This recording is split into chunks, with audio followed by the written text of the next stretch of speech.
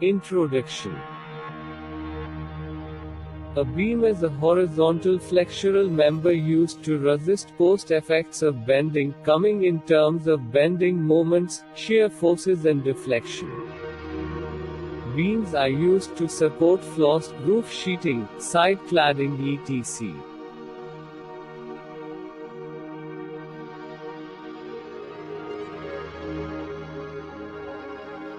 Beams may be classified as under. Joist.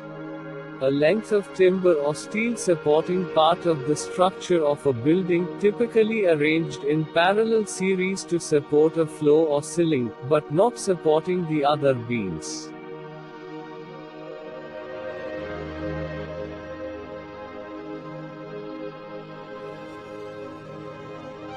Girders. A large iron or steel beam or compound structure, used for building bridges, and the framework of large buildings. Also larger beams are used for supporting a number of joists. They are called girders. Purlins and rafters. Purlins are one which are parallel to the ridge line, or we can say they run along the span of the roof, while rafters are perpendicular plan to the ridge line of the roof truss. Purlins. Beams are also used to carry roof loads in trusses. These beams are called purlins. Rafter. A roof beam usually used to support purlins is called a rafter.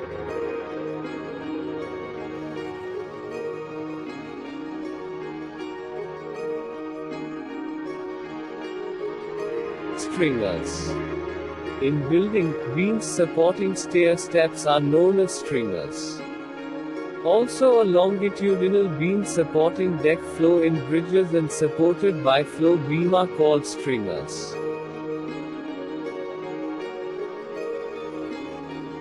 Spandrel beams. In a building, a beam on the outside perimeter of a floor, supporting the exterior walls, and outside edge of the floors. Girt. A horizontal beam spanning the wall columns of industrial buildings, used to support wall coverings, is called girt.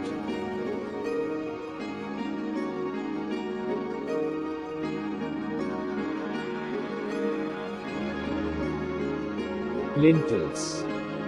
Beams are also used to support the loads from the masonry over the openings. Such types of beam are called lintels. Floor beams. A major beam supporting other beams or joints in a building. Also the transverse beam in bridge, all are called floor beams. Primary modes of failure of beams are as follows. Bending failure. If a beam fails by excessive deformation in the plane of loading, due to crushing of compression flange or fracture of tension flange, such beam should be adequately braced in lateral plane.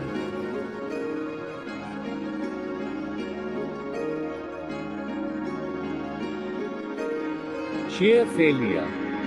Shear failure occurs when the beam has shear resistance lower than flexural strength and the shear force exceeds the shear capacity of material of the beam. It happens due to buckling of web near location of high shear force.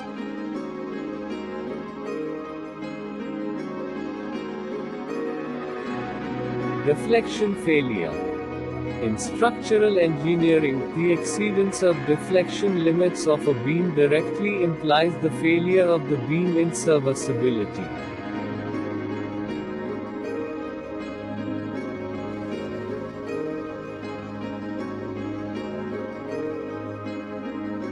Lateral torsional buckling. Lateral torsional buckling may occur in an unrestrained beam. A beam is considered to be unrestrained when its compression flange is free to displace laterally and rotate. when an applied load causes both lateral displacement and twisting of a member, lateral torsional buckling has occurred. This failure occurs by combination of lateral deflection and twist.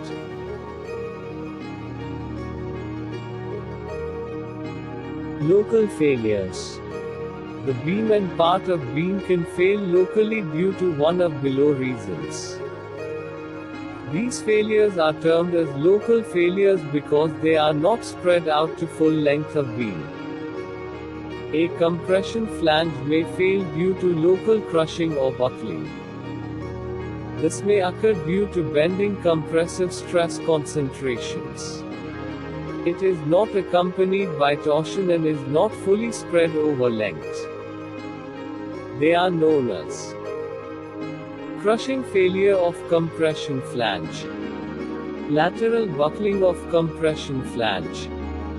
B. Web may fail either by crushing or buckling.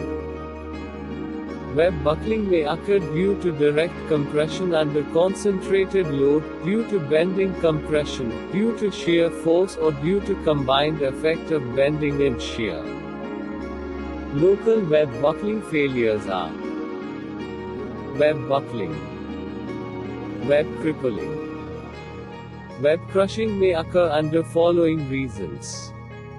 Web yield due to shear locally, known as shear yielding failure. Crushing of web at the point of opening, if present in web. Beam sections used in construction are of various types. Majority of beams are made up of simple rolled steel sections. Sometimes extra support is provided to flanges of rolled sections by attaching flange plates. Such sections are known as compound sections or built-up sections.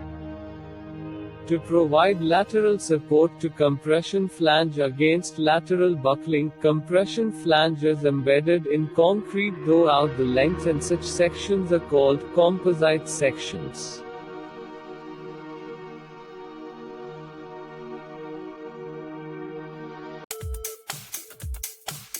For complete course and step-by-step illustration, please subscribe full course on Structural Analysis and Design app. Also subscribe YouTube channel Maatrixx Digital Solutions. Thanks for watching.